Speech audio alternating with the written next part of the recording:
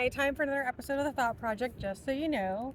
And we are back at the same beach where the most popular episode of this show was filmed, where I was actually wearing this two piece and was not wearing this hat. So, anyways, so I know we're all getting ready for Memorial Day weekend, and I hope you have some really good plans. I know I'm going to be busy during it, so it won't just be an entire weekend of partying for me, but actually time when I'm busy getting things done. To start off with the show today, I know that Jim Cramer keeps coming out with reports about the economy is going to go up. I'm not really sure who he's actually aiming those reports at. It seems like a very broy type of report to do.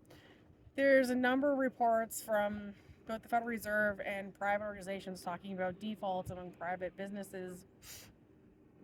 They're publicly traded, but you understand what I'm saying. They're not part of the government. And interestingly, I think it's really strange that anyone would expect some of those businesses to be saved.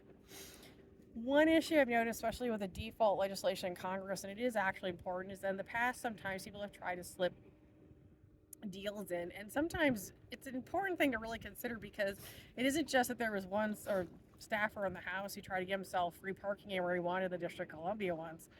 They actually put that into legislation, tried to put it in, didn't make it. But there's been times where people are trying to negotiate with default, measures that basically involve trying to go back to measures that would go for labor trafficking with modern day slavery.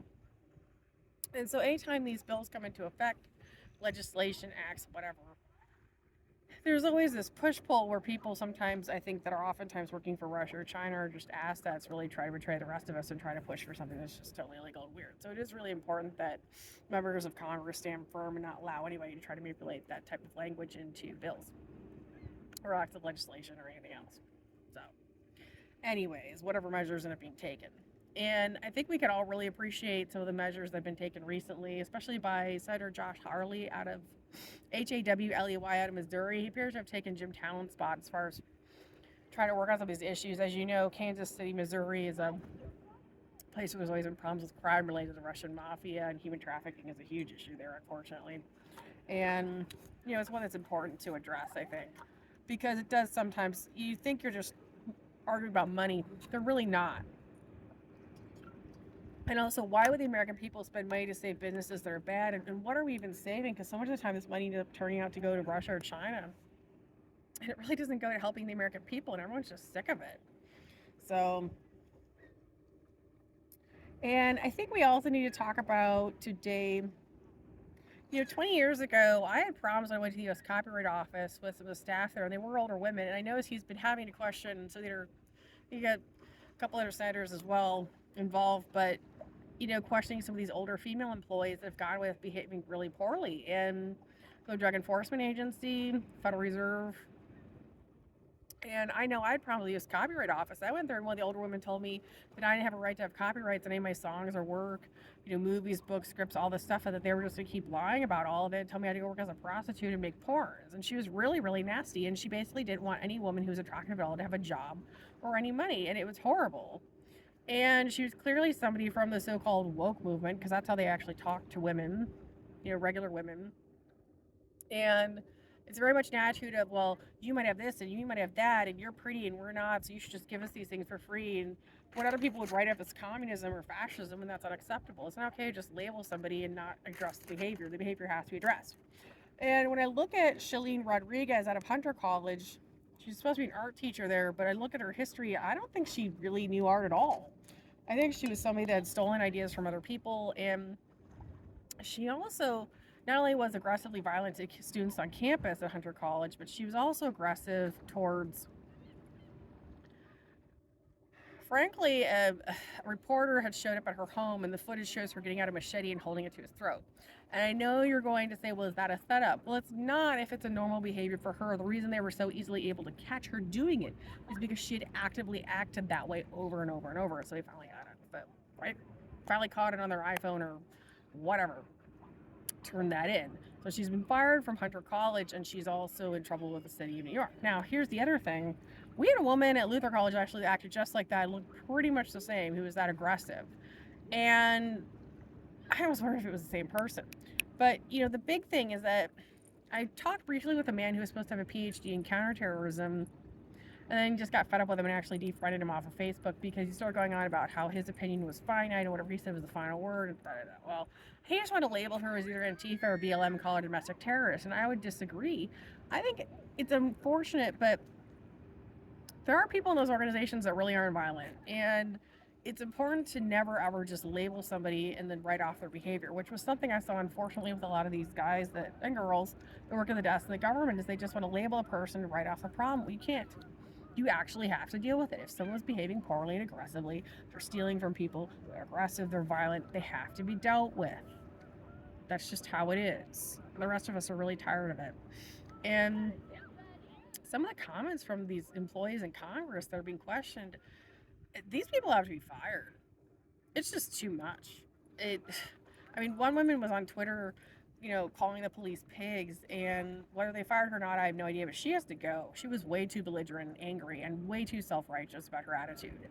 And, you can complain that you thought the cops maybe didn't do enough for you, or you can say you think they're overworked. But to just simply sit and complain about them when you have premier security and a six-figure job and excellent benefits working for the government? No.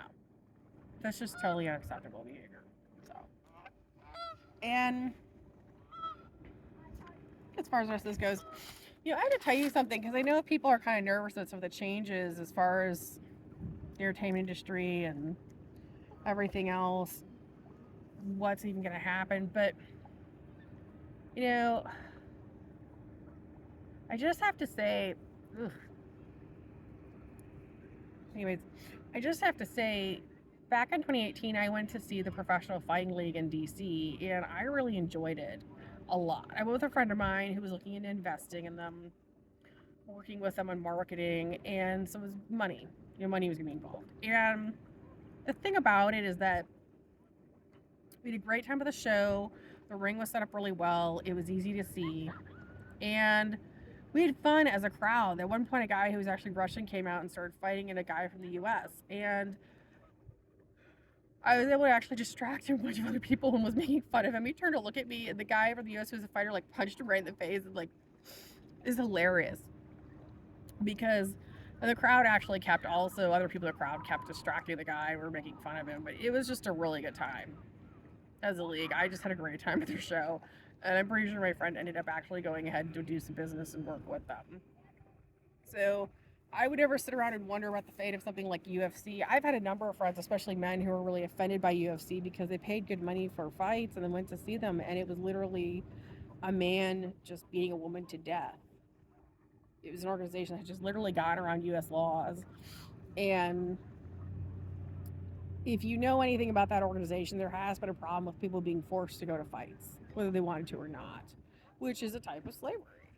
And then to realize that sometimes women are actually being murdered in public basically through it is pretty disgusting and pretty gross. So for me as an individual and as a connoisseur of the marketplace and a belief in creativity and competitive enterprise, I say, well, there's 6 other MMA leagues in the world.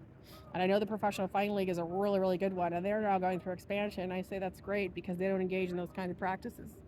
So I also note that Billy Corgan of the Smashing Pumpkins, he's had some pretty serious life events. So he's gone through some things. And he ended up starting his own alternative wrestling league, which is just amazing. And I'd really like to see what happens with that and where it goes, because I just totally believe in the future and everything new and starting over.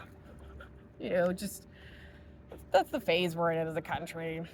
We just need some new things, and so this other stuff is just really tired, especially everything that's related to the old KGB, FSB networks. It's just really gotta go. So that's what's up.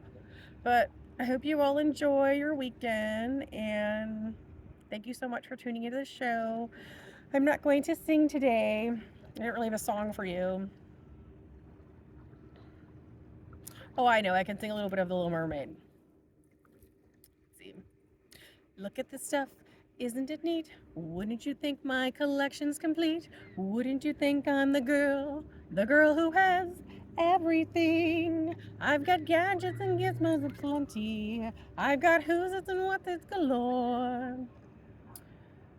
Who cares? No big deal. I want more.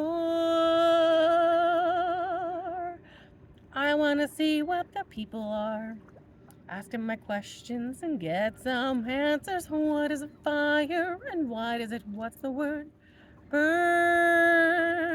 When's it my turn? When's it my day? When I can play all day in the sun, wandering free. Wish I could be part of that world.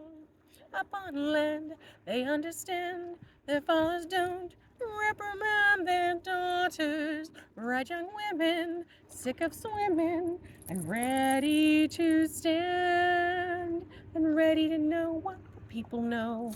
Ask them some questions and get some answers. What is fire and why does it? What's the word burn? When's it my turn? When's it my day? Just to stay all day in the sun, wandering free. Wish I could be part of that world. And that's all for today.